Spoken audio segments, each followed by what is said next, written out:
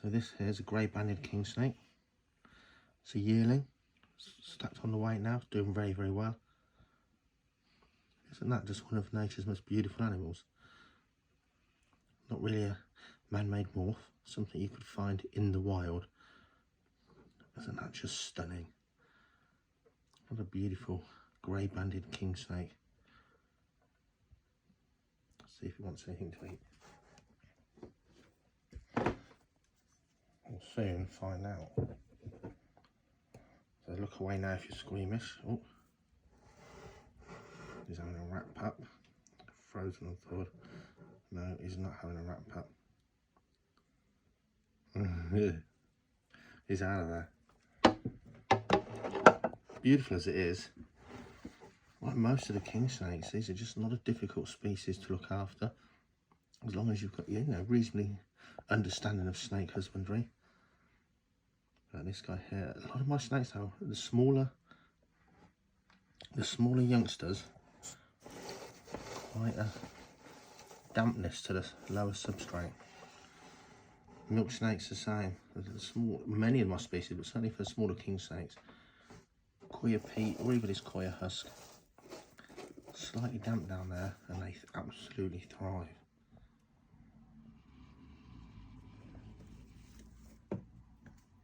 Just look at this.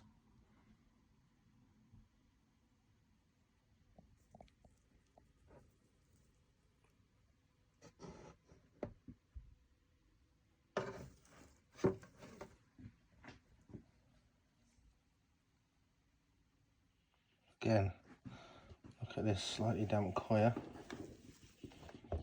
Let's see if we can disturb this little guy. Here it comes. So this is a yearling Pueblan milksnake, and all these young snakes love to burrow in their substrate.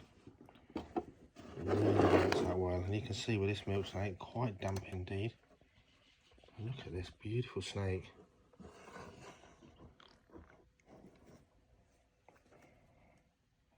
Absolutely gorgeous, look at that.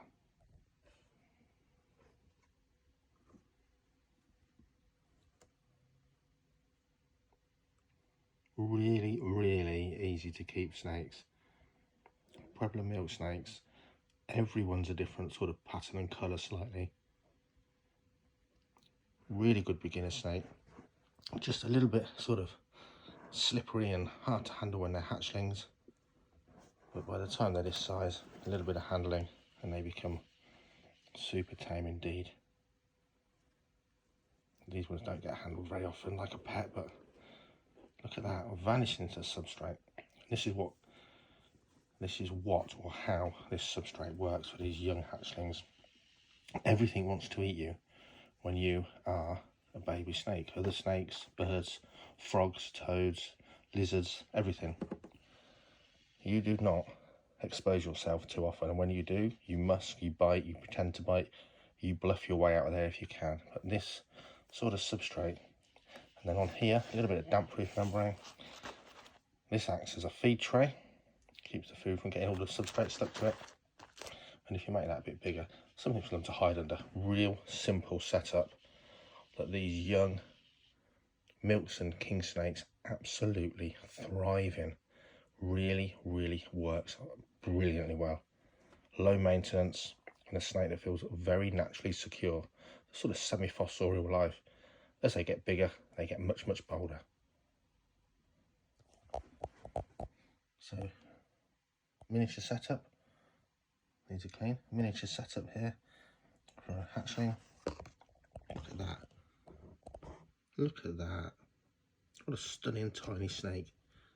Again, thriving in this simple setup with this coir peat substrate. What a beautiful creature that is.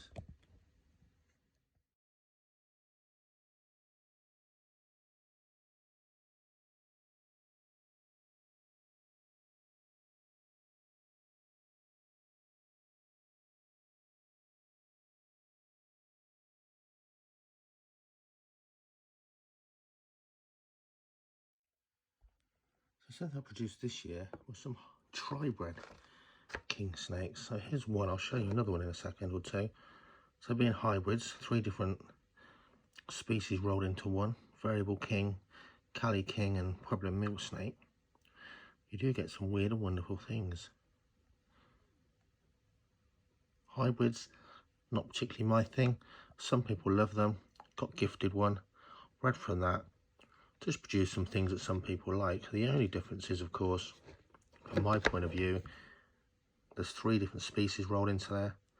If I sell that as a, I don't know, an unusually marked Pueblan milksnake to sell it, that's where hybrids, I think, are an incredibly bad thing, because then we've got hybrid snakes mixed into what we think is a nice pure gene pool of a species, and that I don't agree with. So the trouble with hybrids is, as they move from owner to owner, if they do, it really needs to be honestly kept in mind what they are.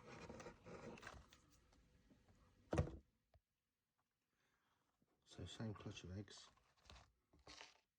Look at that one, almost got the look of a Cali King with just some reddish undertones. Look at that. They're quite variable indeed. Wait until you see the next one from the same clutch. So I'm not keen on them. Didn't breed for my own pleasure really, just for some interest, but the one in here, if it'll come out, I am going to keep, just because this is exactly what you get from hybrid snakes. Something weird and different looking. So look at that weird snake. I kind of think that's quite attractive. I can't believe I'm actually saying that. Simple, but subtle hues and an interesting pattern. All those 3 snakes, all brothers and sisters. And that's what the hook of hybrids is to many people. They really love them, and if that's their thing, fine. Fine indeed. And some of the stuff they produce, some of these breeders of hybrid snakes, the actual beauty of them is undeniable. Baby box Kingsnake here. And again, just a little darling. Look how beautiful that is. Just a few weeks old. Very pretty snake. The Brooks Kingsnake. So look, another apricot. Again, look at that.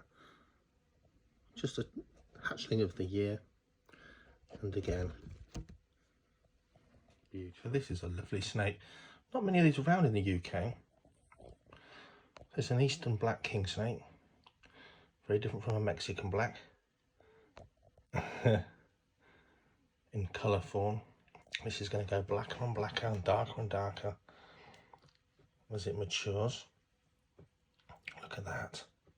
Look at the iridescence on that. So this is a 2-year-old snake. Quite slow growing these have been really, compared to some of my snakes. Look at that. If only this was out in the sunshine. So, you know, not a colourful snake, but beautiful iridescence. And a lovely dark snake indeed.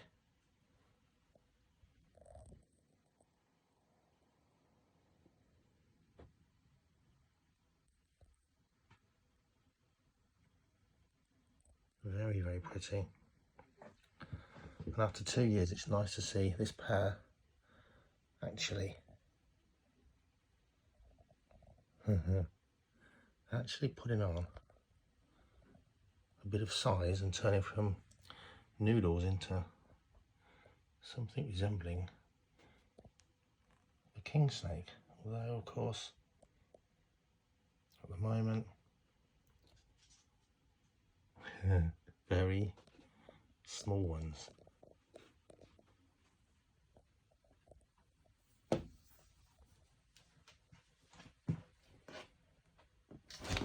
Look at anything actually. Believe it or not, this snake's about 2.5 feet long. Certainly not someone that's going to sit still, and certainly someone that, having made her jump or him jump, has musked and smells lovely. Eastern black king snake, smelling like a grass snake that I'd catch down by the lake. Stinky.